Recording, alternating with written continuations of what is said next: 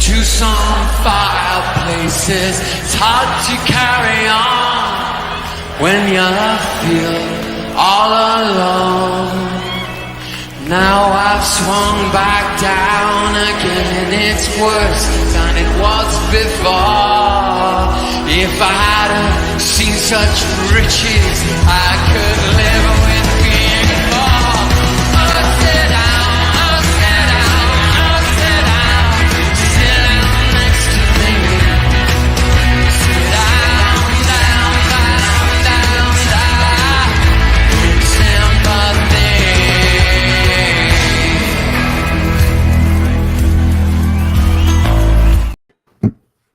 So, good evening, everyone. We're going to chat about the great game today. Another lovely result for Arsenal, another 3 points. We move forward, 9 games to go. It's going to get sticky, it's going to get scary, but we've been there, we've seen it and done it, and can't wait. TJ, how you doing, man? Great show last night, loved it on your channel, the American Idiots thing. Quality show, mate. How you doing? I'm great, and I'm buzzing after that show, and I'm absolutely buzzing after this victory. It was a little rough at the beginning there. We were on the back foot for most of that first half, but once Luke Ayling showed that he's a bozo, I do think it was a penalty, even though Gabriel Jesus sold it a little bit. But after we got that PK, they were done. So, I mean, you could see it in the way they were playing. You could see it in the way that we were playing. We were cooking them after that. So, I'm absolutely jazzed. I mean, another solid day at the office for Arsenal Football Club. And, yeah, another 3 points, and we move on to Liverpool next weekend. Absolutely, mate. Manny, thanks, mate, for coming on. Always welcome. The voice of facts, talks the most sense of on any channel I actually hear. You have an absolutely level-headed opinion on everything, and that's what we like to hear. Mate, give me a brief view of today's game, and we'll get deeper into it. A tale of two halves, sir. We weren't at our best in the first, but after the penalty kick, as TJ said, we started cooking them. And all I can say is that the headline should write itself, Jesus returns before Easter. What a return that is. 2 goals, and certainly a good way to get his confidence back, because the thing about a striker like him is that once he starts scoring those goals, they will start coming freely. In theory, that's the hope. I know in practicality he hasn't had the most prolific of goal-scoring records for Manchester City, but maybe a change of environment will do him a world of good. We're just going to have to see. 4-1 to the Arsenal. No complaints. Absolutely, mate. Connor, welcome back, mate. Always welcome on the channel. Give me your breakdown, a very brief breakdown of the game today. How you saw it. Yeah, thanks very much for having me back on, Jez. Really appreciate it. And also with these other 2 legends on the panel tonight. It's honestly a great game. Definitely first half was a bit shaky. Went into that half-time thinking, not too sure about this one. This could be a bit of an iffy. But no, came out in that second half and we were absolutely fantastic. Really dominated the game. We expected what would happen. We absolutely took it to Leeds. They're not a great side this season. And Jesus is back. It's actually, is it what? I think it's about the last time he was on the score sheet was October 1st, and today's April 1st. So it's been a long time. But I really hope he's now getting back into his scoring ways. So hopefully, carrying on the rest of the season, he can carry on. But he was looking very sharp today, and it's so good to have him back. So good. So yeah, great performance today, and on to the next one. So I'm really looking forward to it. Yeah, totally agree, mate. We've got a question here. Arsenal Forever says, question, who starts against Liverpool next week out of Martinelli, Jesus, Trossard, Saka? This is a great option to have. It is. TJ, Liverpool away, it's a tricky one. We know how they can be a bit, up and down. They weren't great today, but up against Arsenal. They always seem to turn up. Who would you start, mate? Well, first of all, big up everybody in the chat.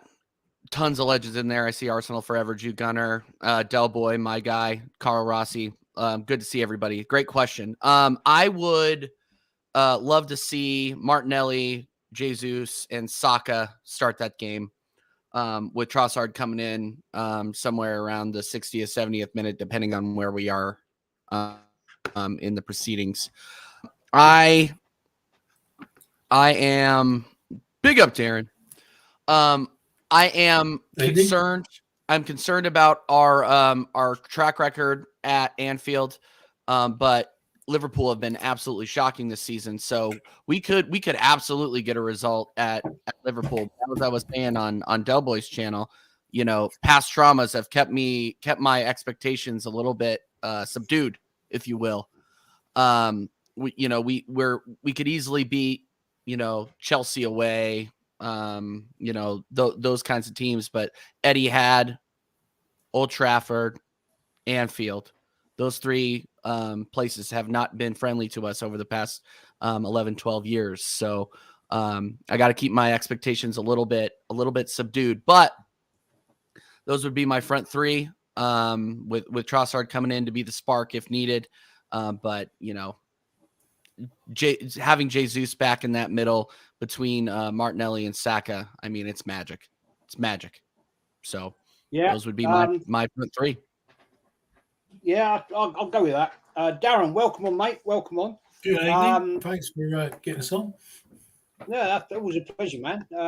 You know, you're always welcome here. You know that for fact. I don't know if you heard the question there. Who would we start? I'll put it back up. Who starts against Liverpool next week out of Martinelli, Jesus, Trossard, Saka? As Arsenal Forever says, it's a great option to have. The fact we have options now. And Darren, who would you like to see start, man? I think Saka and Jesus pick themselves. For me, the dilemma is Martinelli or Trossard. I think I'd probably go for Martinelli for two reasons. First of all, I think he's quicker. And the second thing, with Martinelli, you just feel he's got something spectacular to deliver. Yeah. That doesn't mean to say Trossard hasn't. Because let's don't forget, Trossard's got a hat-trick up there. So maybe that comes into it as well. Do you think, well, I'm going to play Trossard because he scored 3 goals at Anfield? And it's all about horses for courses. We all know in football that some players don't fancy certain grounds and don't have a good record on certain grounds. Yet others, Robbie Fowler used to do it to us day in, day out. He used to get 3 goals against us and score. Harry Kane's done it against us, you know. So it's a great problem to have. I'd probably marginally just go with Martinelli because I think he's a touch quicker and he's got the capability of doing something like the unexpected, like that goal against Chelsea away he got. And actually there was one at home to Newcastle. I was in the ground for that one last season where a high ball got lobbed over the top of him. And whilst we were in the ground, I was in the upper tier up the other end of the goal. And the way he just sort of swiveled and volleyed it, it was proper special goal, you know. It looked good even on the TV, but when you were in the ground watching it, it was a good goal. Totally. I can see that. Manny, who would your front three be against Liverpool next Sunday? I'm actually going to slightly differ from Mr. Sullivan and say that Martinelli picks himself for the reasons that he said. I wouldn't put myself in any sort of competition between Trossard and or Martinelli. For me, the real quandary is the possible competition between Trossard and Jesus. I think we can all agree, Jez, that the signing of Leandro Trossard has been an absolute boon because not only is he very useful as a winger who can run the channels and really put in a good cross if need be, but he's also got a really good shot on him. And as Darren has pointed out, he has a hat-trick at Anfield, so that should pretty much scare the bejesus out of Van Dijk and company if they remember that. The best part about having Gabriel Jesus coming back is that I think we can all remember that when he was playing, at least we had the ability to play with a lone striker so that we could effectively have that three-man attacking midfield behind him. I don't know if we play that way now. I think Arteta's now settled on a 4-3-3 with Odegaard playing on the right of midfield as opposed to having the number 10 role. I don't care what David Seaman says. Odegaard does not compare to Dennis Bergkamp. So sorry, safe hands, you're wrong, sir. But simply put, I would say Saka, Jesus and Martinelli pick themselves. No questions asked. But Trossard coming on as a substitute could replace either of those three. And that is really a wonderful, wonderful thing that we have. It's a bit like the question between who would start out of Partey and Jorginho. Both have their good qualities, but Partey just offers a lot more.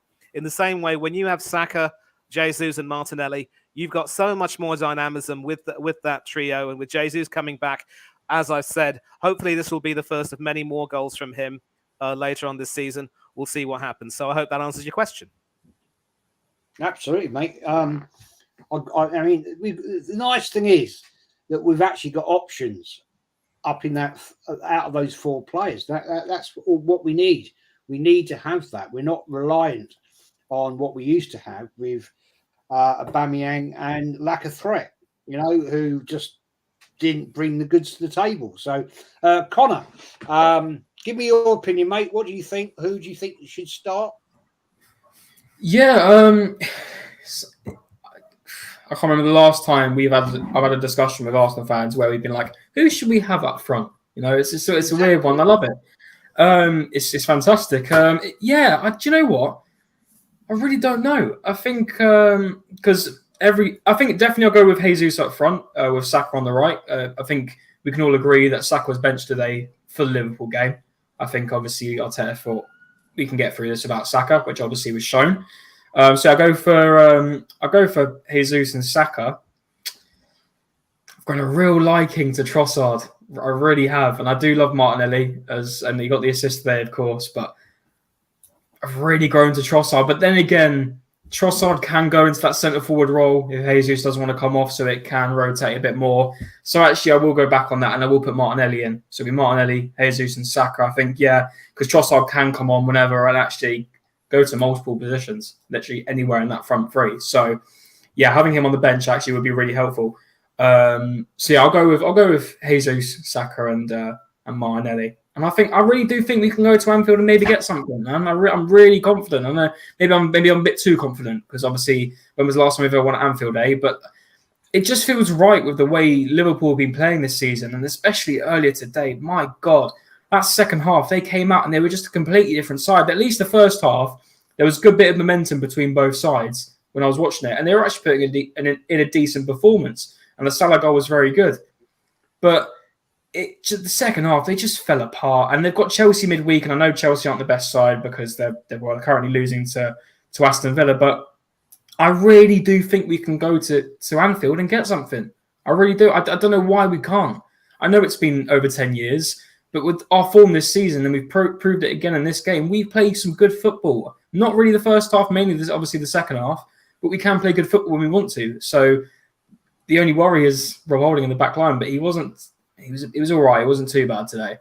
Bit iffy moments here and there, but I really think we can go get something at Liverpool. And with a front three of, in my opinion, Martinelli, Jesus, and Saka, I do think that could work, and with Trossard on the bench as well.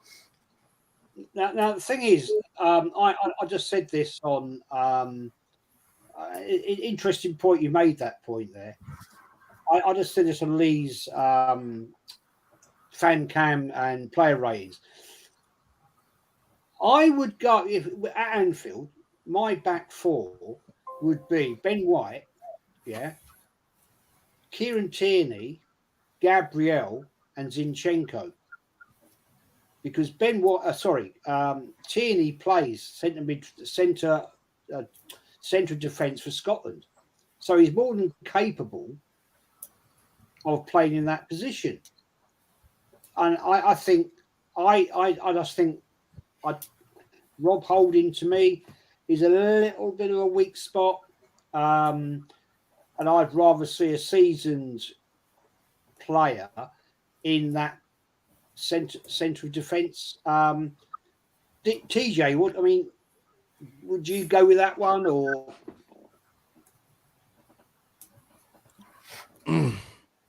Sorry, say the question one more time.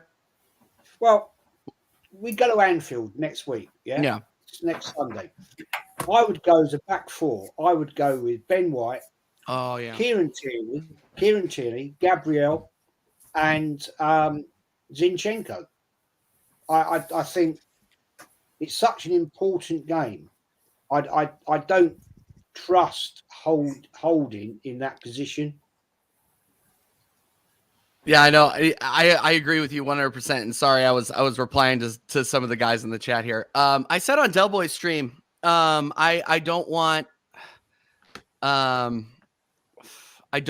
Zinchenko in any defensive position where we think that there's an offensive threat. I think he's fine for Liverpool, but I don't think he's fine for Man City. But I agree with you. Any way to keep Rob Holding out of a back line where we we're coming up against a legitimate offensive threat that isn't coming from the likes of Crystal Palace or Leeds United would be great. I mean, look, and Rob Holding can put in a shift. He's one of those guys. He's part of the furniture at Arsenal at this point, but he's not the levels that we need to beat Liverpool or Man City. And I think everybody on here is level-headed enough to know that. But with regards to, our options, I would slide Kieran Tierney in wherever I can and get Holding out of the starting 11 for Liverpool and Man City. Totally agree. Manny, that's my preferred back four for the Anfield game. What's your view? Who would you like to see in that back four? I think the reason why I'm not too happy with seeing Tierney as a central defender is that, if I can just clarify that, he plays as a left centre back in the back five under Steve Clarke, with basically Ryan Porteous and Hanley and Tierney on that side of the back three, with either Aaron Hickey or Nathan Patterson on the right, and Andrew Robertson of Liverpool on the left as a left wing back. And from what I saw in the Spain-Scotland game, yes, Tierney was very solid defensively, but he also had a wonderful hand in Scott McTominay's second goal, where he was able to get the ball and run up the wing, and he sort of stopped and then burst past Dani Carvajal of Real Madrid, skinning him beautifully. And that particular passage of play shows why. Well done to Aston Villa, by the way. 2-0, a clean sheet for Emi Martinez. Callum Chambers coming on the second half. But that run against Dani Carvajal showed why Tierney is everything as a left back that Alexander Zinchenko can never be. Zinchenko is excellent as a midfielder who can go forward and sort of ping a few passes. But when it comes to the crunch moments, when it comes to tracking back, he can't defend for toffee in comparison to Tierney. And so having Tierney in the center of a four-man back four wouldn't sit well with me, because first of all, if you were to put him next to Gabriel, I think you would perhaps have the two. You would have the left foot, right foot balance. I'm not too sure you would, though, because Gabriel is also left-footed, I think. So if you do have two left-footed centre-backs, it could potentially be a problem. If Zinchenko does go forward, leaving Tierney to defend, that would be wonderful. I just don't know if Tierney would necessarily feel that comfortable being asked to stay back all the time, and whether Arteta would see him fit to play in that position. And the worst part is that with Kivior coming in, I think he's been singled out as a potential replacement for Tierney, someone who can play either in the centre of defence or as a left back. So I want to see Kieran Tierney start at left back for Liverpool, because I don't want to run the risk of seeing Mohamed Salah, Cody Gakpo, and Darwin Núñez possibly coming in on the left behind Zinchenko, and then maybe causing some havoc with our high line. And if that means bringing in Zinchenko as a replacement for Granit Xhaka, perhaps, and allowing Partey and Odegaard to do their thing, then so be it. Maybe Xhaka needs a rest. He looks to be a little bit tired. So And in as much as we'd like to criticize Rob Holding and say he's not at levels that we need, he didn't really, to be fair, put a foot wrong in the games that he's played for us. And we need to also get we need to also consider that do we really want to run the risk of just chopping and changing too much too much in the center of defense, which could also prove to be very key for us. And Holding's always been a more than decent squad player. I think people still can't forget that poor game at the Tottenham Stadium. But I'd stick with Holding in the center and Gabriel along with him. But I would have Tierney at left back and Zinchenko in for Xhaka. I just don't think it's going to happen, though, but that would be my preferred back four, along with Ben White at right back. Yeah. I just think that, personally, it's my personal view, that against Liverpool, we need somebody who's a little bit stronger, a little bit more concentrated. But it is what it is. So we get into the game. We'll get into this game. First half was a little bit sluggish, I felt. Was that because the players have had a bit of time out? Some of them have come back from international duty. International duty is a different type of game, and maybe they've slackened off a little bit. Darren, we know that international football isn't the same pace as the Premier League. So were some of these players a little bit not quite on it? Leeds, we always knew that Leeds were going to come at us fast because they're going to try and catch us out. They popped 5 at the back. They're going to try and counter us. Nearly scored, nearly in 8 seconds, dear God. But they didn't. Well done to Ramsdale. But, mate, do you think that we were a little bit off the game in that first half? Yeah, definitely off the game. And I think spot on. I think it is the internationals, because that is a different pace of game. And I think it takes the players probably a half of football to sort of get out of that sort of habit they're in when they've been away on international football. So I do, because I watched the Liverpool game with Man City. In the first half, I did get the impression some of the players still thought they were away on international duties, Yeah. So I think, I mean, the first half wasn't good at all. It was lackluster, poor passes. I won't go on too much of a rant about the Xhaka situation, but I do feel if he had started, we might have started quicker, because then we'd have had him and Ben White that have built up this tremendous relationship, raiding down the right. Well, that simply weren't happening in the first half. I didn't see any of that. Ben White was there, and he just weren't foraging forward at all. And that only happened in the second half. All right, Xhaka didn't start in the second half. He got brought on sort of halfway or on 60 minutes. So, yeah, definitely I think there was a little bit of that, at play where... But come on, let's be real, right? We've got 10 games to go. Arteta knows all this. He knows they've been on international duties. Isn't he telling them in the dressing room, look, lads, come on, we've got 10 games to go now. We're not on international duties today. This is the Premier League. It's cut and thrust. We need to get out there and go for the throat from the first whistle. Easier said than done, I know. If it was that easy, perhaps I'd be a football manager, but I'm not. So. Fact, mate, fact. Tao Do, thank you, mate, for your super chat, super sticker. I can't, unfortunately, StreamYard doesn't allow you to show the super sticker, but I do appreciate that, man, my friend. I can see it on my PC there, but StreamYard won't show them. I don't know why. It's very bloody annoying that people do this donation and then you can't see some of them.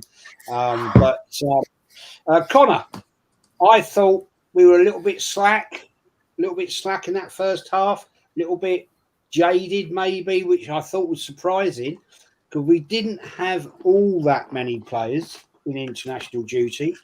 But when we got that penalty and we'll come on to that next. We'll talk about that. What's your opinion? Yeah, no, the first half was definitely a bit shady. Yeah, most definitely. I think for majority of that first half, it was definitely a slow-paced type of game, in my opinion. And obviously, until the penalty incident happened, where that's going to be very debatable. It was a little tap from what I saw. It was a little bit of a tap when Ayling had his leg stuck out, but that'll be it for a chat in a minute. But no, listen, yeah, I'm quite happy we got that goal from the penalty in the first half, and I think originally Odegaard was going to take it because obviously Saka normally takes our penalties, and obviously he was on the bench. I think originally Odegaard was going to take it, but then he let Jesus take it, and I think that was really, really good because I remember just before Jesus got injured, it was taking him a while to get a goal, and you could see every game when he was trying his best to get a goal before he got injured. He was so fuming with himself because he wasn't getting any goals. And I think the fact that he's now got these two today has put some massive confidence onto him. And I think it will benefit him massively for these games coming up because that's what we need, a confident Jesus. Because a confident Jesus is dangerous. And I think we all know that. So very, very happy with his performance. I'm happy with the whole team's performance pretty much. There was barely any faults. The one thing I can say is the other goals are great. You know, Ben White running in, absolutely smashing in the back of the net. Obviously, Jesus' other goal. And it feels like it's now just a normality now where Xhaka seems to now score for Arsenal. Which I find a crazy thing to say, but yeah, good on him. He got another goal in him. He's obviously now playing a more attacking role for us. He's no longer, say, defensive midfielder. He's more of an attacking, or he's just getting up the field as a centre mid. But yeah, the one thing I can criticise on is, and like we said, we've gone back on it earlier about having Tierney start with Liverpool because he's a bit more defensive minded. We could have done better with that shot from Christensen for that goal. The fact that Zinchenko was a bit you're a professional footballer, mate. You're getting paid a lot of money. Just stick your face out there if you need to block it. Come on, you're trying to block it properly. You're not going to have a little squeeze and a little turn. Come on, you want to be really getting out there. You're getting paid a lot of money, mate. Don't get me wrong. He was pretty good that game. You know, especially with his passing it once again. And I noticed how he does he was sort of between Holding and Gabriel at one point. It was a bit weird. It was like he was like centrally in between them. But yeah, that Christensen goal could have been defended better because I know it did deflect off him a bit. But apart from that, it was a pretty solid game. And I'll go back to those Jesus goals. It's going to be massive for us because his confidence was very, very low, especially before he got that injury. He wasn't happy with the no goals he was getting. He was getting more assists than goals. But the fact he's now got those goals, he can definitely build up on it. Yeah, and another thing I'd say, Rob Holding he was all right. He was shaky though. He was doing some things where I was like, do that at Anfield, you might be in trouble because there's a lot more talent in that Liverpool attack than there are in Leeds, that's for sure. So be interesting. I think going back on that point earlier, I see the exact same defense lineup for Liverpool. I'd be very surprised if Arteta changes that, unfortunately, but we'll have to wait and see. But overall today, bar the first 35, 40 minutes, I'm very pleased with that performance. I just wish we could have started off better, and I agree with Darren. I did like the fact we did have Saka on the bench, I guess, resting him for Liverpool, but I do think if we had him on, we probably would have kicked off a bit better. But listen, we done well today at the end of the day. The second half was really good, and unfortunately we didn't get the clean sheet, and you never know. At the end of the season, goal difference could be massive if things do go our way, and if it does get to that. So, but listen, you can't fault it. It was still a great performance in my opinion. I'm very happy with the team, and everyone's getting involved. Everyone's chipping in. It's not just one person. Everyone's getting involved. That's what we like. That's a team performance. You know, it's not just one person. Everyone's really getting involved, and I love it. And I'm loving the football at the moment. So happy international football's done, and now I'm going to try to look forward to next Sunday, hopefully with a result. Absolutely. TJ, question to you as well. Same question. What was your view? How do you see it? I mean, I know you were waxing lyrical on Del Boy's channel about it, and I gotta say, I thought that was absolutely a pen. He touched him in the box and he went over. And look, if Jesus sells it a little bit, people sell stuff all the time in that box. So just say it. I mean, come on, Darren. I know the purists will not think that was a PK, but if you're going by the rules, he touched him in that box and he went down, and that's a PK, and that turned the game around. If that didn't happen for us, I'm not so sure it would have been a 4-1. I'm really not. Leeds were up for it until that point. So, yeah, we were shocking in the first 30, 40 minutes, but after that PK, we turned it on and it was all over. I think I just want to point out some things that really stood out for me today. Ben White. I would say he is probably one of the best right backs in the world right now, let alone in the Premier League. He is absolutely turning in performances, both defensively and offensively. I said this on Del Boy's channel, so I'm sorry if it sounded like Groundhog's Day out here. But if you are turning in performances and you're able to generate goals and offense from your defense, you know that you are having a good time out there. Ben White having the guts to cut in and finish that off was just incredible. And what an incredible assist by Trossard too. You can't say enough good things about this guy. Signing of the season, in my opinion. But not to get too far off of the beaten path here. I want to talk about Gabriel Jesus. I want to talk about my striker. There were people that asked that were questioning whether Jesus walked back into this team while Nketiah was having his purple patch in January. What are you saying now? What are you saying now? Gabriel Jesus is the class striker and link up center forward in this team. He is if we win this title, it's going to be because Gabriel Jesus came back and delivered. And you saw it today. Just ice in his veins. Not only during the PK, but during that finish. I mean, I can't say enough good things about Gabriel Jesus. He's absolutely class. I was gassed when he came into the team, and I'm still gassed. He's just an absolute class striker. And then last but not least, I gotta give flowers where they are deserved. Martin Odegaard played a great game today. That assist on the Xhaka goal was incredible. That is the kind of performance that we would expect out of an Arsenal captain. He was absolutely class today, level-headed. I'm not saying that he's Dennis Bergkamp. That was a ridiculous statement. Whoever said that is a ridiculous statement. But Martin Odegaard is proving to be that quiet leader that people can get behind in this club. You know, a lot of people will say, oh, well, he's not the captain. Xhaka is the captain. Well, Xhaka is vocal, right? But Odegaard, it has been leading by example for most of this season. So you got to give him his flowers for that. So yeah, I could go on and on, Jez, but that's pretty much my take. I'm very, very excited and hopefully we can turn in, a similar performance, if not a better performance at Anfield, because we're going to need all of the effort and we're going to need everybody at 100%. Fact. Manny, TJ brought up and touched on it. Was that a penalty to you? I wouldn't necessarily say that was a penalty per se, given that it didn't really cause Jesus to topple over.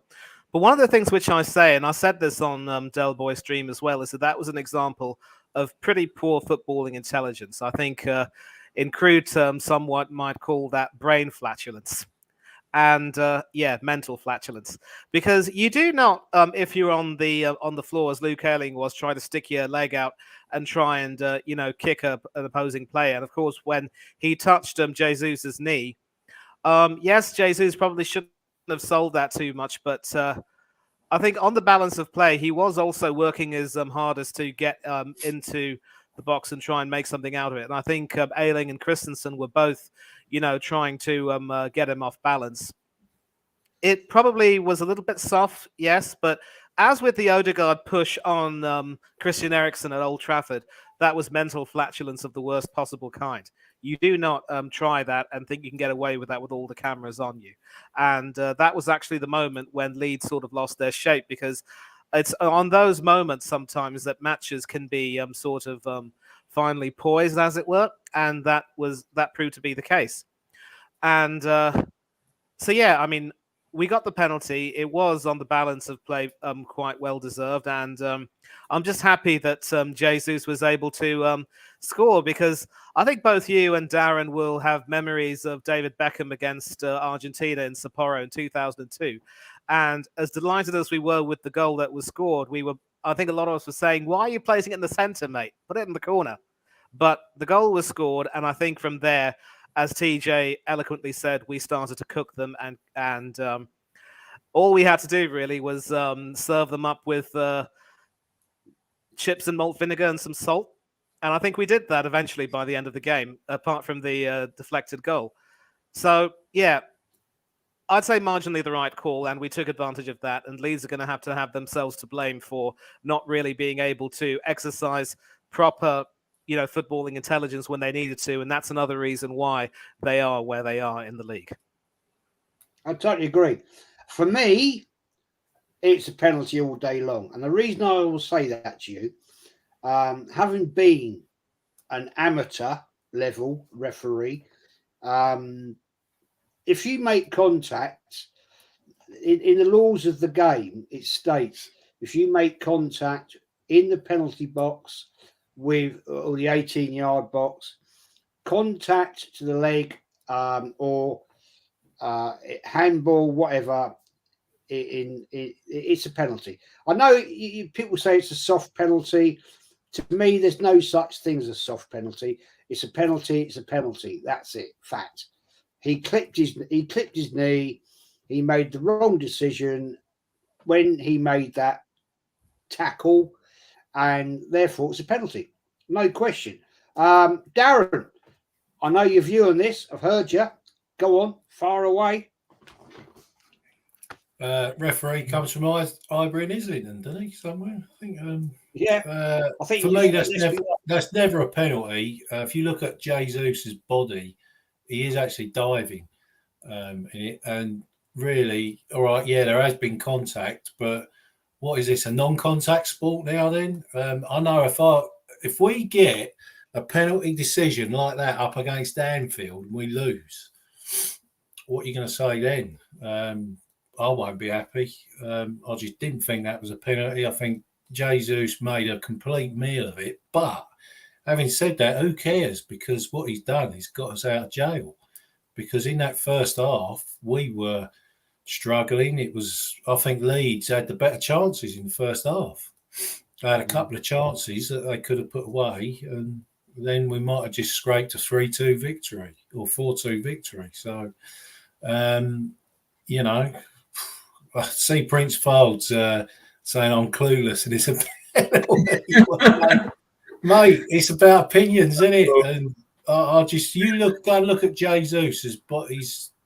It's a dive, but who cares? We've won the game. We've got through it. Let's just hope the referees don't have another look at it and think, right, we'll even that one up next week up at Anfield. Fact. I mean, the thing is, we're going to see all the chat and talk tomorrow, aren't we? That it was this and it was that, but if that had happened against Arsenal, then we were cheated. Sometimes in life, take it and welcome it, and don't criticise it. It's happened in the past to us, so I'm just going to say it's a penalty. Yeah, it's a penalty, and I'm going to take it. I'm going to take it because that goal put the ignition into Arsenal to go on and score another 3 goals. So I really don't care. I'm not that bothered about it. It's happened to us. I can remember plenty of games we've given away a soft penalty, and was it? Well, maybe it was, maybe it wasn't. I'll take it. I don't care. It's not cheating. It's not cheating. It's going with what you're given. Fact. Tal Dow's another super sticker, mate. Thank you, mate. You're better off putting in a super chat because I can't see them on here. Seriously, mate. Super chat is better because I can actually read them out for you, mate. But thank you very much indeed. Appreciate it. Always welcome. That was a pen. Well, I'll take it. I'll go with it. I think he made contact with Jesus' knee. He did. How much of a contact was it? Don't know. But I'd fall over in the penalty box if somebody kicked my knee. Joel says, "I think I'm glad, Jez, we should sign you up as a EPL referee. You could replace Mike D." Yeah, I'm a bit old now, man. I'm 61. I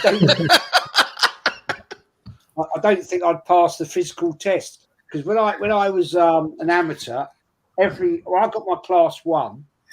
That was the highest level at the time. Every year you had to do a physicality test, and I was bloody fit back then. But that's when I was like, oh crikey, 28, 29, 30. I used to do county league. I did actually referee once a pre-season friendly for Arsenal ladies, and they won 11-0. And I went up to the manager, and I actually did say to him, "Could I have one of your jackets?" And he went, "No." I went, "Oh, thanks. Cheers." Oh wow. Yeah, and I did that game for free. I did it for free. I didn't charge them a fee for that. So I thought, you tight bastards. But that wasn't at Highbury. It was down here. But there you go. Anyway, I want to quickly cover this one. Xhaka, Granit Xhaka. What has changed this player, in my opinion? I mean, I absolutely used to rip the crap out of this guy. He used to cost us games, red cards, disrespected the fan base, blah, blah, blah. All of a sudden, this guy's got a new, and I just don't understand it. Manny, do you agree with that? I mean, he was at one time my most hated player at Arsenal. His disrespect for the fan base, he cost us time out of time in games with red cards, yellow cards, all that. And now he's a different man. What's your view, Manny? I used to call him the Swiss cheese. His play was full of holes. Yes. And I think it's basically a question of Martinez being the sort of Swiss cheese whisperer, if you will, basically telling him, look, whatever's happened under Wenger and Emery is completely in the past.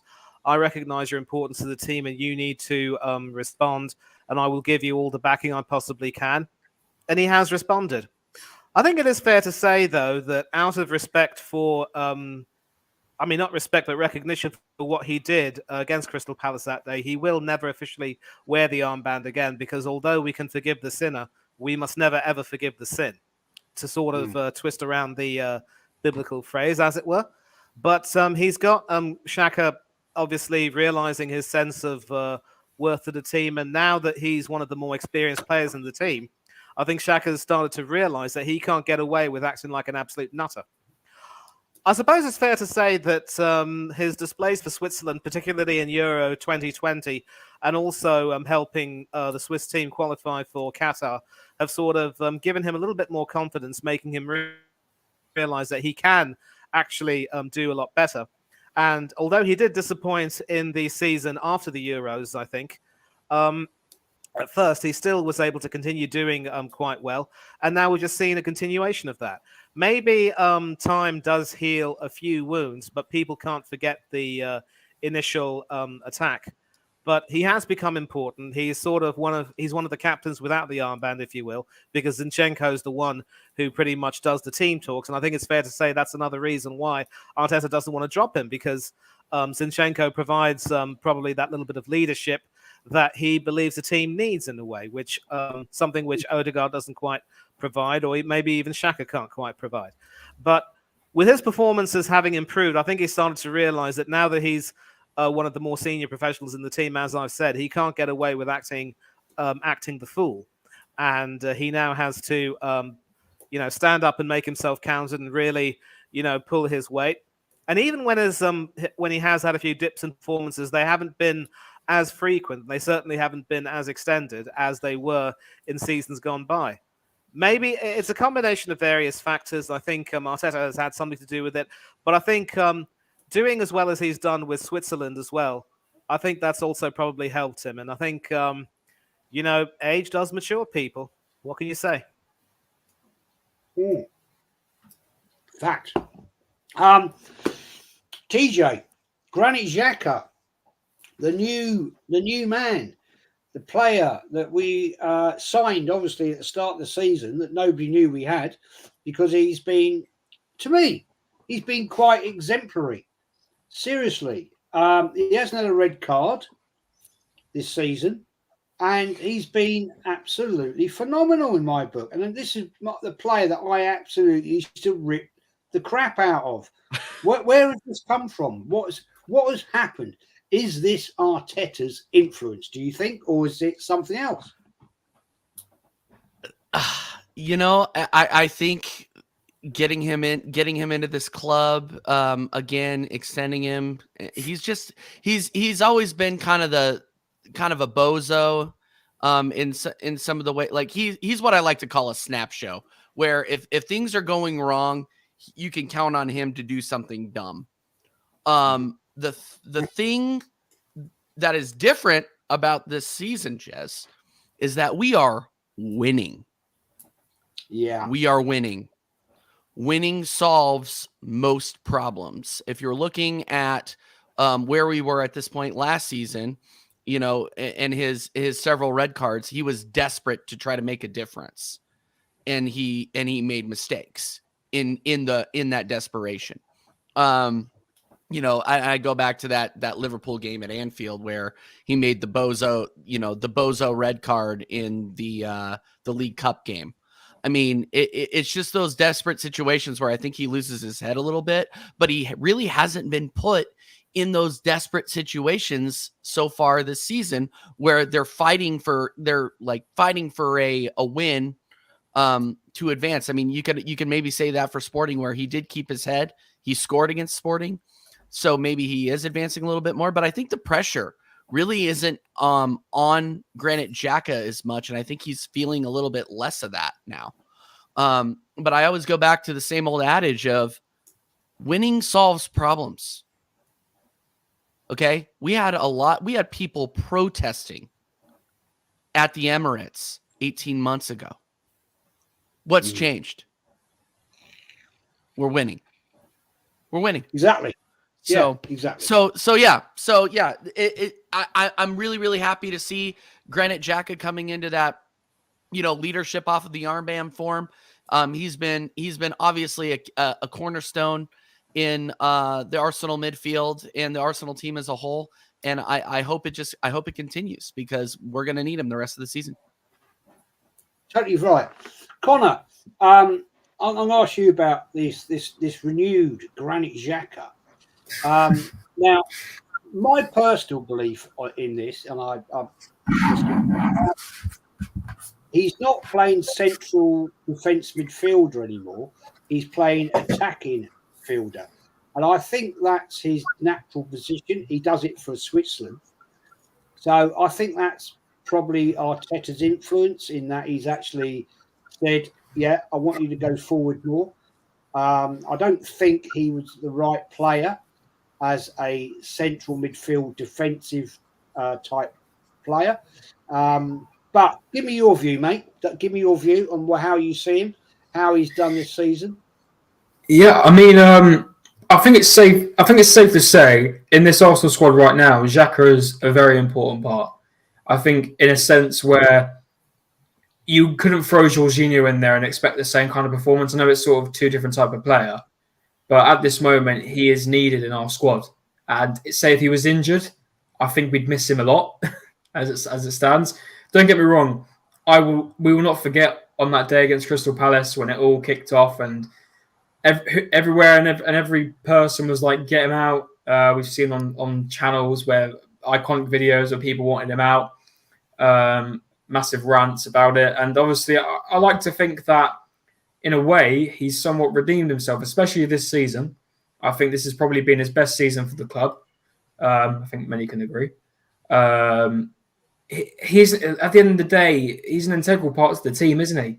And he's clearly very motivational on the pitch as well. He will get players. It's also a thing where you can. I can tell maybe in the dressing room as well. He's very spoken. He does get his voice out there. I know, like I agree with Manny. He'll never be seen as the captain, but he's sort of a captain that we know that because of what happened against Crystal Palace. I don't think we can never really accept him being a captain, like having the name captain. But he's got that voice in the dressing room, I think, with alongside of other players. And listen, it's at the end of the day, it's a good thing that he's actually come back to what we expected him to be when we first got him, which is a decent midfielder. And like you said, Jez, like for Switzerland, he is more of an attacking midfielder, and he's doing the same thing for Arsenal, and it's obviously working. And there's not much to say about Xhaka. I'm happy with the way he's gone. I'm quite happy he did. In a way, it was Arteta that made this happen because eventually he was meant to go to Roma. You know, he even said out and loud that he had his bags ready. They were packed, and he was going off to Italy. You know, he was flirting with Jose Mourinho, as we all know, on Instagram comments and all that. But yeah, so in a way, by Arteta persuading him to stay, he's become the player he has and solidified his place for Arsenal in that midfield. Can we get better than him? Yes, don't get me wrong. There are better midfielders than Xhaka. Don't get me wrong, but you can't fault it. He's an integral part of the squad, especially this season. I'd love in a way that we'd actually possibly be able to keep him, but have a rotational player with him. You know, if we do end up getting someone like a Declan Rice who can get forward when he wants to, maybe not as much as Xhaka when he gets into the box and scores, but if there's a midfielder that we do like to get, I hope that Xhaka won't lose his rag because he won't start every game. Because remember, Xhaka is getting on now. I think he's nearly coming up to 30 soon. So in a way, I do hope he can stay if he does carry on the form that he does and doesn't drop off again and become the Xhaka that we used to have to deal with. But I don't know, something in my head feels like if that happened, Xhaka would get all tantrumy saying he's not starting every game. And, you know, so I think there is definitely that side to Xhaka. We've seen it in games where he can lose his rag. Like there have been some, I think it was the Europa League game. There are times where he will think he's the biggest guy on the pitch. He can do all the talking. He doesn't care about anyone else's opinion. And that's when the old Xhaka sort of comes up to realization. We think, okay, he's not fully gone, but he's something's still there lurking. But he's definitely controlling himself more than I thought he would, especially this season. Because we know him of getting stupid red cards. I'll never forget that Burnley red card where he grabbed the player by the neck. I think was it Ashley Barnes, maybe? It might have been Ashley Barnes. But he's, in my opinion, it's not one where with Xhaka it's a great resurgence. It's a great thing that he's become a better player. He's like I said, he's become the player that we bought him for originally, in my opinion, and it's a great thing to see. And if he does carry on this form, and I think he probably would stay next season, and if we do get an upgrade on him, I hope that he can work on a thing where he can be rotated. But part of me thinks that the Xhaka ego might get to him too much, and he'll probably be like, "Oh, I want to start every game. I'm sick of this and that." But no, it's a good thing, and he's an important part of the team, and he'll be important going into the rest of the season. So yeah, I'm really happy with his resurgence and the player he's become. I think, you know. If I can just say something to you, Con, I think it's fair to. If I can just say something though, I think it's fair to say that you've mentioned that Xhaka's getting a bit older. Now that he's getting older, Xhaka's learning not to take life for granted. Yeah. Yeah. Fact. Good God. Good one. I'll just pop this up here, and I'm going to come to you, Darren, on this one. Lads, why can't we go to Anfield and beat Liverpool? We are 30 points clear of them in the league. Before we wrap this up, I want to talk about the upcoming Liverpool game. Darren, I think we can do some damage there. Personally, how do you see it, mate? If we get that right, take that team right, Liverpool are there, in my book, for the taking. Well, my concern, you know what I'm going to say, what my first concern is, and it's a big hole we've got at central defence, and that is Mr. Holding being in there. So there's the first case for saying, no, we ain't going to win at Anfield. You've got the crowd, you've got the referee decisions that could well go against us.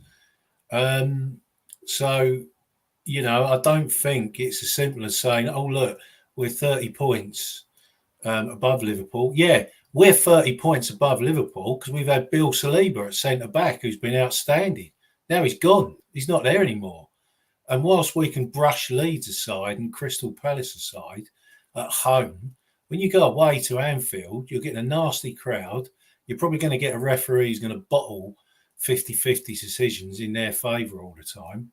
You got Rob Holding at the back. And then I was watching them today. Their midfield three was Harvey Elliott, Fabinho and Henderson. Now, Henderson is a war warrior. He's tough. They got Milner on the bench who comes on, who's a bit of an old age pensioner, but he's no pushover. You know, so what have we got in the middle that's going to control that? We've got Thomas Partey. Yeah, he's good, solid, good, very, very good player that can nick the ball, win the ball in the middle, tackle and lay it off at the same time, all in one movement. Really good player. And next to him, we've got Granit Xhaka, who we need to step up and do exactly what Connor was saying, be able to have it, get verbal and physical and front up to people without getting himself sent off. And what I like about Xhaka is he's learned this season how to do exactly that, not just go that little bit further where the referee's going to go red, off. He's learned to do that. So we really need them. And then we've got Martin Odegaard as... Now, Martin Odegaard's defensive duties in the last, well, I'd say this season have improved considerably. Last season, he was a joke defensively. This season, he's upped his game levels. And I think that's why Xhaka has probably looked better this season, because maybe we all looked at Xhaka last season and the seasons before, because all I saw was Xhaka was, he'd be in the middle of the pitch and he'd be turning and getting out sprinted and he'd be running, catching up with players. But now I think Odegaard's tracking back. So what we need is them three in the middle to be able to control that midfield. If they can do that, we've got a chance, because we've got just as dangerous front three of what they've got. We've got Martinelli, Saka and Jesus, or Trossard, put him into the mix.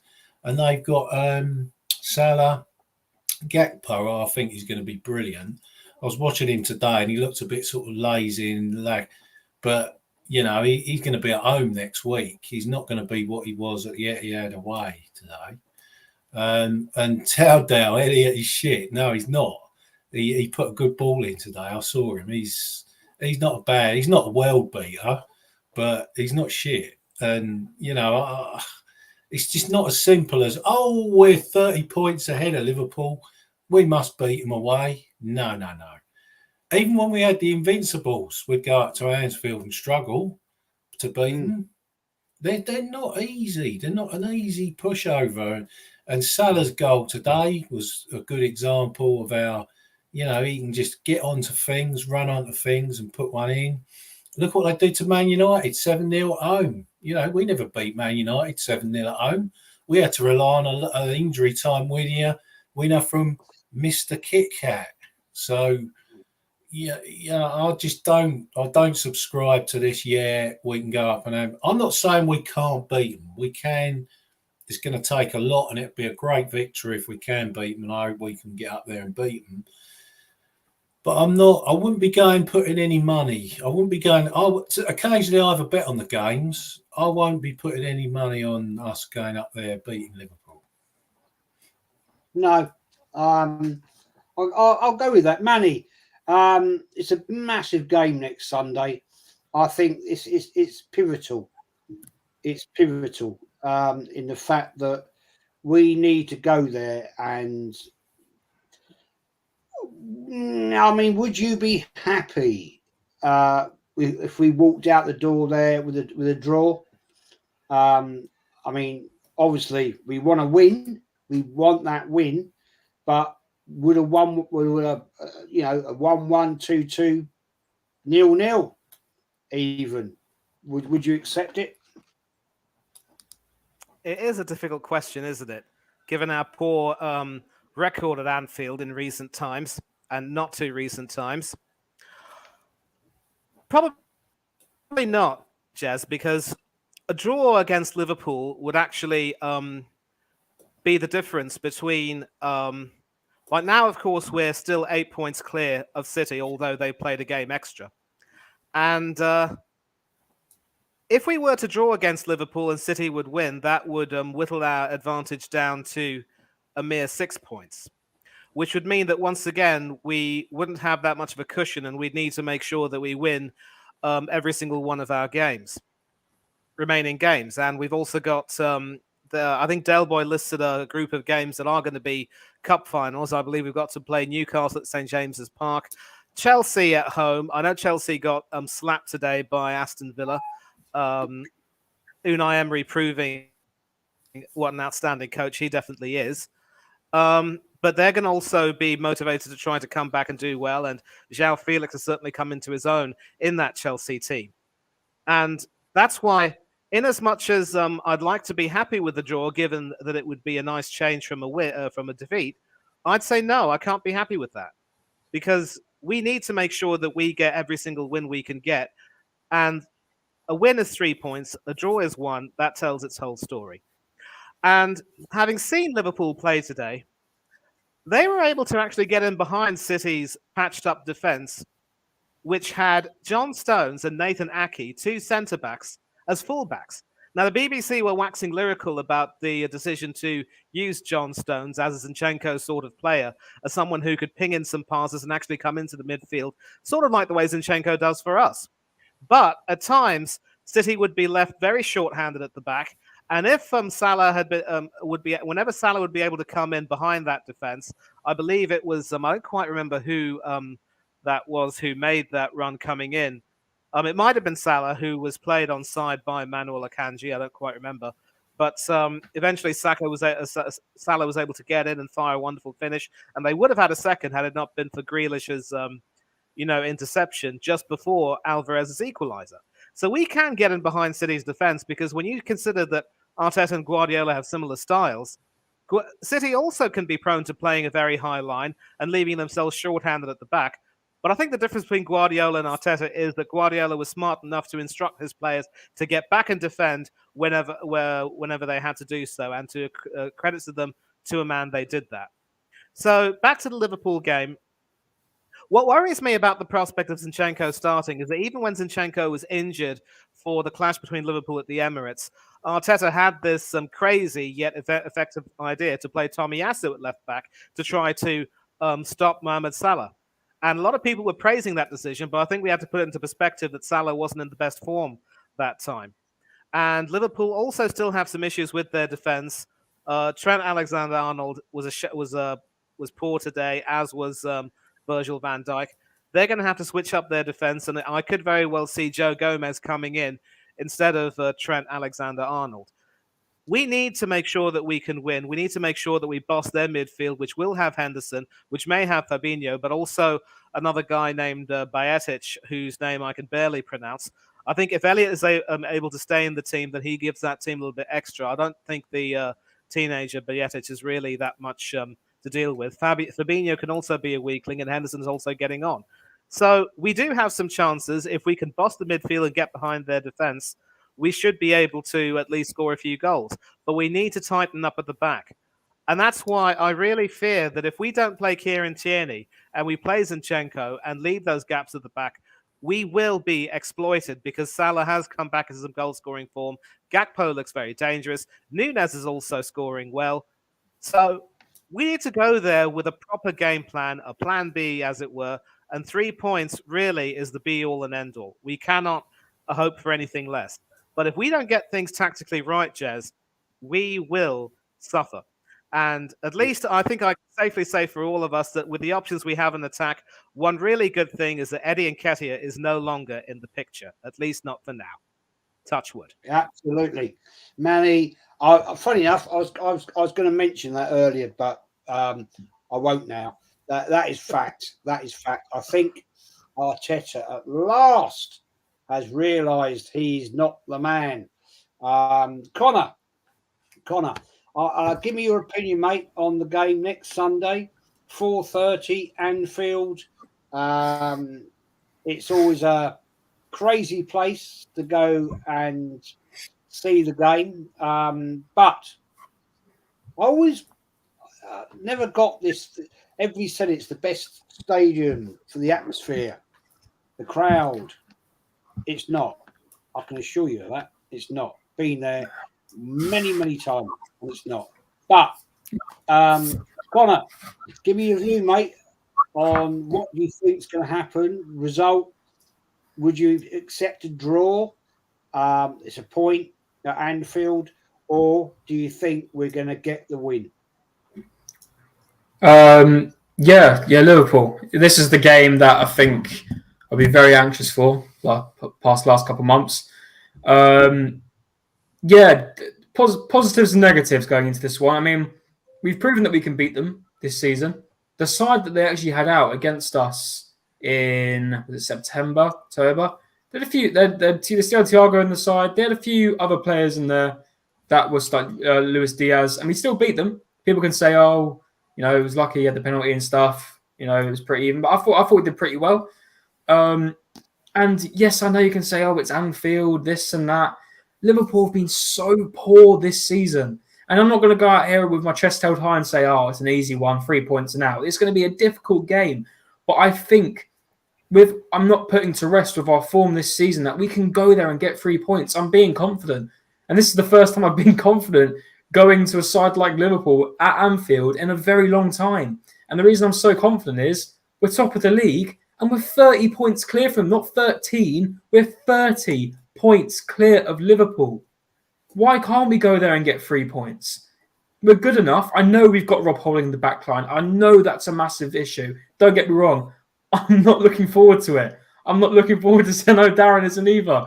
I'm not looking forward to seeing Holding in the back line. But at the end of the day, we've got good enough players to go out and get those 3 points. I know the whole Zinchenko thing and Tierney's going to be a massive debate, and it's probably not going to happen, unfortunately, with Tierney starting. But the team's good enough to go and do it, in my opinion. The team's good enough. The whole strength team. I know Saliba probably won't be there still, but bar that, a full strength team going to that Liverpool away game, I think we can do it. I really do think we can do it. I think we can really take it to them. They're on a poor run of form. They've got Chelsea midweek. I know Chelsea are absolutely trash as well. I wouldn't be surprised if Potter gets sacked near the end of the season, if not the end of the season, because he's not the man. But that's a conversation for another day. But I'm really looking for. I'm looking forward. Do you know what? I'm looking forward to it. I'm not looking forward to it. And also, if we do win, I'm going to give my Liverpool mates massive stick because all season it's been, "Oh, you're lucky. And I'm like, you're gullible.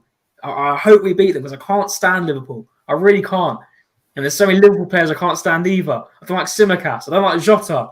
I don't like Darwin Núñez. So no, I'm joking. But listen, I really do think I'm quite confident, honestly. And listen, we may get battered. I don't know, but I really feel like we can walk into Anfield with our heads held high and really put in a performance. I really do think we can. City, that's another discussion. I'm probably a bit more worried about City than I am Liverpool, with no disrespect towards who's the better side, but looking at Liverpool this season.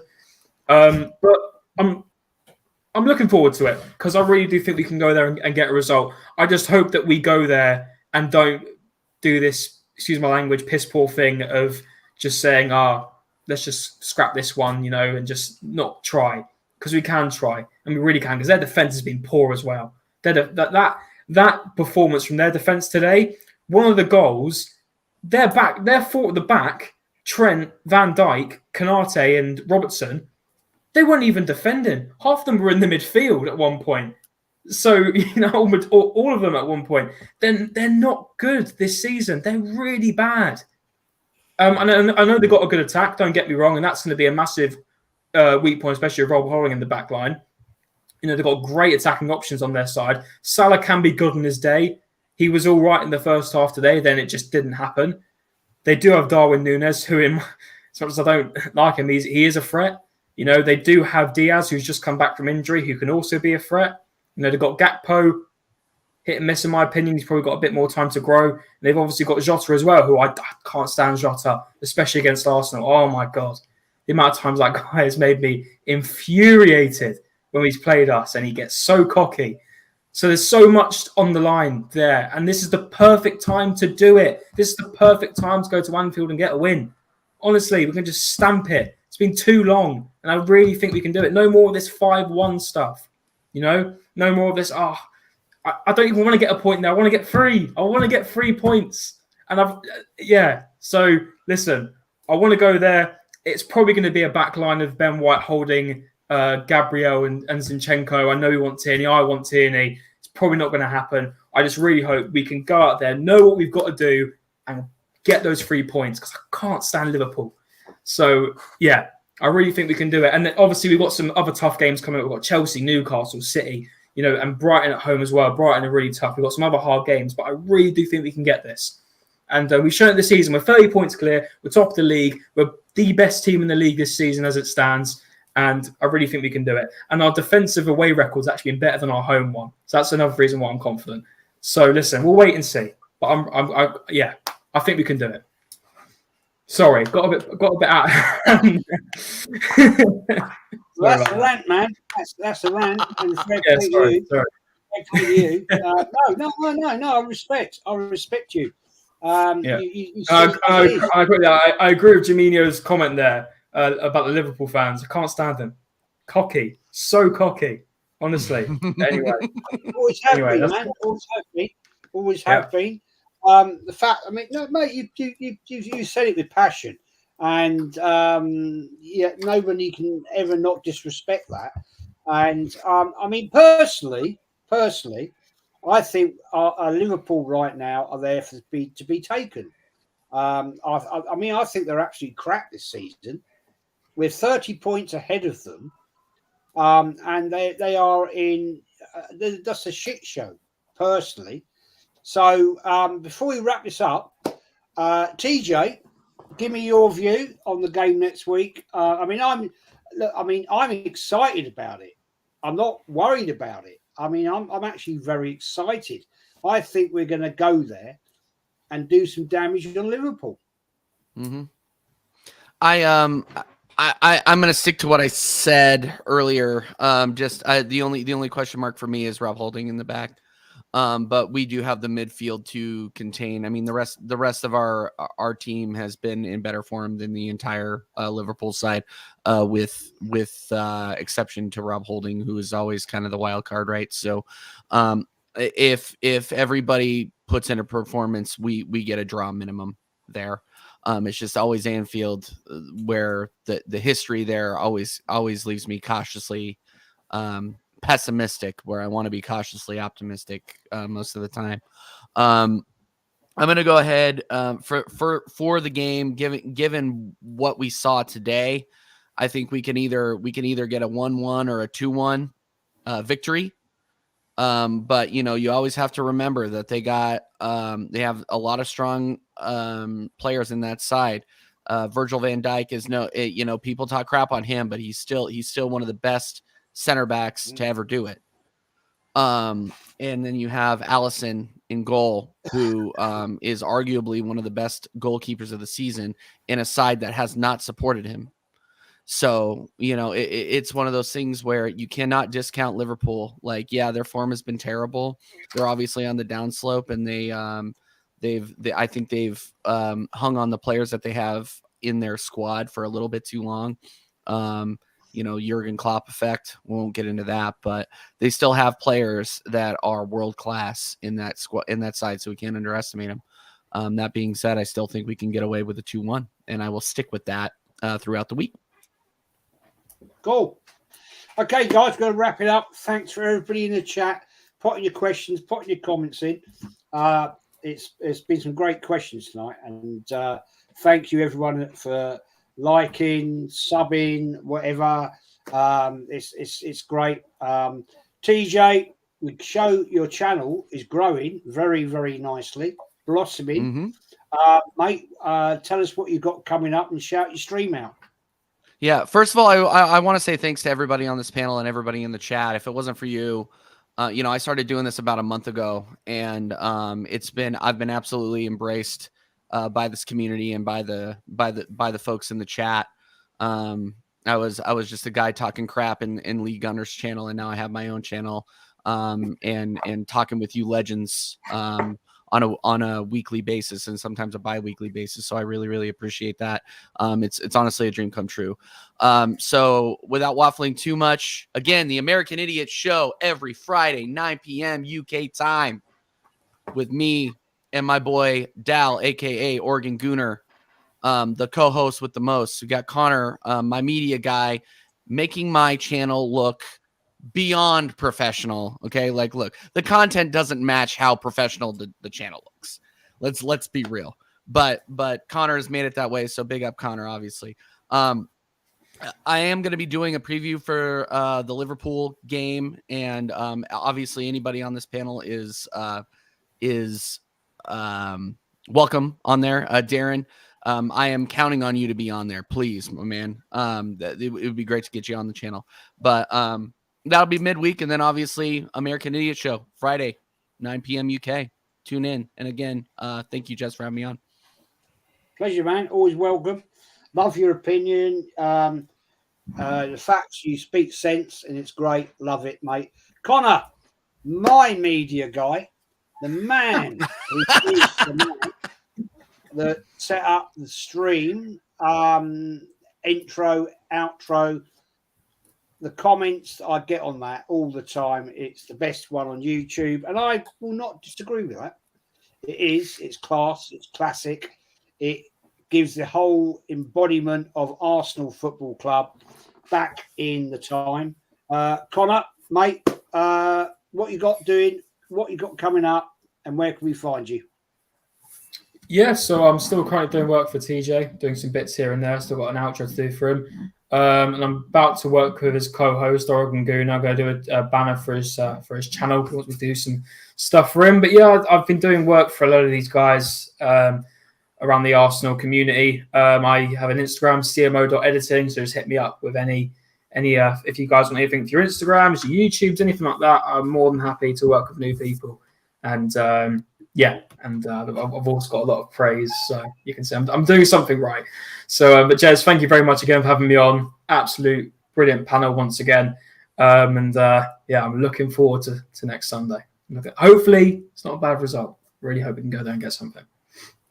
Mate, you're always welcome. You know that. For a young Arsenal fan, you always talk the facts. You talk the sense. Unlike a lot of idiots out there that are out there of your age. And we know a few of them. Darren, my friend, Darren, absolute legend of the club, old school, bit like me. Mate, shout yourself out, mate. Where can we find you on Insta? Yes, Darren Sullivan 49. I go on there. I do a few videos. I'm not doing nearly anything like what I should be at the minute. I've got to step it up. But if you scroll back on my videos on my profile, I can't believe there's a video of me walking out of Arsenal. First home game of the season. We just beat Leicester 4-2. I'm on there and I'm saying, let's not get too gassed up. Yes. If you'd have said to me then that we'd be 8 points clear on the 1st of April, I probably would have said you're pissed. So there's always hope. So I was just going to have a glass of a swig then, and they just said, oh. That's got out the window. Manny, mate, thank you for coming back on the channel once again. You always speak level-headed. You always speak in such a way that you give the facts in such a lovely way, mate. I really do appreciate you coming back on, and I hope you will come on back again. It's been a while, and shout yourself out, mate. And also, we know that you will be taking over the Stephen Fleetwood channel, and respect you for that. And I think there are possibly plans afoot to do a fundraiser on that, and of course, all of us here will be more than happy to come and join and help whatever we can do. I will promote it on my channel, of course. TJ, Connor, Darren, we will all do that, man, and respect you for doing that, my friend. But shout yourself out, mate, and tell us how you're going to promote Stevens. Well, first of all, if I may say so, Jez, enjoy your wine. You're not going to get drunk. You just take a few sips of it. I know you well enough to know that. And secondly, social media. You can catch me on Instagram at MannyThangatherai1981. That's my full name and my year of birth. On Twitter, you can catch me at Thangatherai1981. There, I'm normally not so level-headed, but sometimes when you're dealing with some of the twits that are there, you've sometimes had to beat them at their own game. It is what it is. On YouTube, as Jez has mentioned, I will be resuming activity on the S Feetly TV channel after the Easter holiday, on Easter Monday, hopefully. That will, of course, give the family some time to, completely grieve properly, and we can sort of resume everything from there with some of the usual programming that Stephen did. And I only hope that, regardless of whatever happens, I want to make sure that we don't lose viewers and we just get more money coming in, because this is something that's even bigger than all of us. And I feel humbled to be doing this, and I'm going to try and make sure that I do it to the best of my ability. And I do have some ideas on how to take things forward, but that those bridges will be crossed when we come to them, as will the fundraiser. And of course, you can also catch me on Del Boy Gunner TV, Oris Talks Football, where Jez has made an appearance as well. Coach's Corner, Tony Claude Gunner TV, Danny AFC TV, Up the Cherries in All Departments, which is a Bournemouth fan channel. Lovely bunch of people. I do some of their cherry picking shows with them on many occasions. Really, really good fun. And if you can, do please check them out. Wonderful people. Craig Beasley, Sam and Matt Harrison, wonderful guys. AFC Talk Show TV, and several other channels at the moment, which I can't quite think of. And I also want to say thank you to Jez for having me come on. It has been a long time, and I'm really glad to come back again. And I feel welcomed, and it's humbling to hear you say that about me, Jez, and I'm looking forward to coming back again, sir. Big up as well to TJ, Connor, and of course, Mr. Sullivan. Terrific panelists, terrific company. We all want the same thing. And one thing which I always say is that when it comes to going on these football forums on YouTube, it's not about being tribal in saying my team's better than yours, your team is rubbish and all that nonsense. Football is supposed to be the beautiful game. It's supposed to unite everyone. I want to be known as a person who is opinionated, but also at the same time a little bit level-headed, as Jez said, and also respectful towards other people, because especially with what's going on in the world, I think Martin Luther King said it best. We either learn to live with each other as equals and put up with one another, or we will perish together as fools. Maybe not so much in that drastic sense, but we just need to make sure that we treat each other better, because life's too short to have grudges about anything. So thanks to all of you in the chat as well for watching and commenting. You're the ones who make this video what it is and make the channel what it is. And I'm really happy to be here again, and I hope the channel grows even further. I'm especially eager to keep myself up to date with more historical stuff from Jez, and I might have one or two questions I might ask him as well. So that's for another day. But until then, enjoy your Sunday. Happy Palm Sunday to all of our Catholic friends. Take care of yourselves. Don't do anything that the five of us wouldn't do. But for now, I am out. Yeah, mate, Manny, what a great statement, man. Great statement. And I look forward to seeing you resurrect Stephen's channel, mate. And anything any of us can help you with, you only have to ask. You know that. Fact. Definitely. Stephen was a lovely young man. and I really enjoyed the few times that I went on his channel, and he came on mine one or twice. Anyway, but we won't go on that. Anyway, everybody, thank you for watching.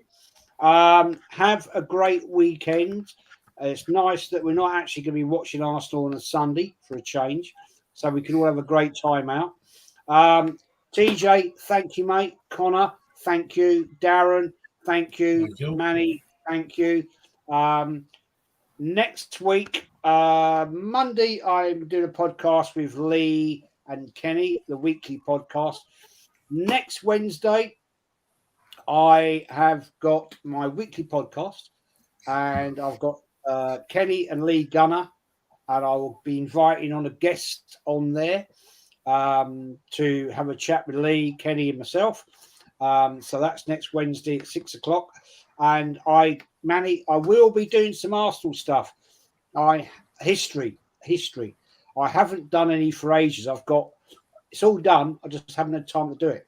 I will be doing the final and third part of Arsenal in the 30s, and then moving on into the next one I'm going to do is about some of Arsenal's greatest defenders. I've done the goalkeepers. I've done, so I'm going to do the Arsenal defenders.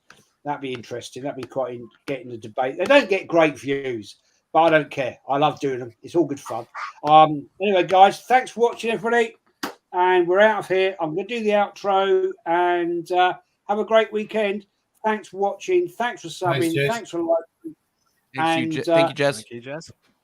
It's a pleasure, guys. It's a pleasure. I'll do the outro, and we're out of here.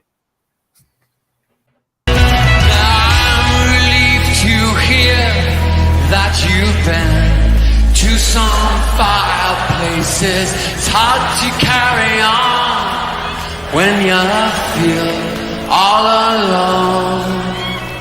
Now I've swung back down again. It's worse than it was before.